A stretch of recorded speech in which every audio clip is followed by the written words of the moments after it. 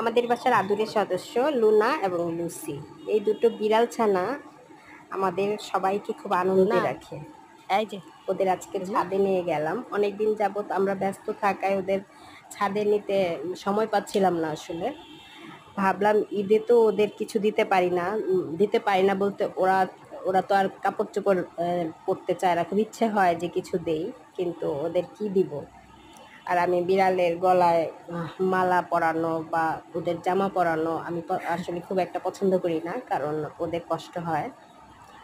আর ওরা বাইরে যেহেতু যায় না, ওদের গলায় কোনো অল্প ঘাস মালা টালা পরানোর প্রয়োজন পড়ে না।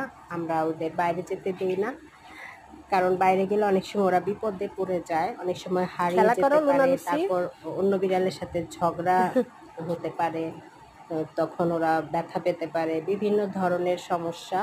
তো যার জন্য আমরা ওদের বাইরে যেতে দিই না, ওরা বাসাতেই থাকে। মাঝে মাঝে ছাদে নিয়ে যায়, তখন ওরা ঘুরে বারান্দায় যায়।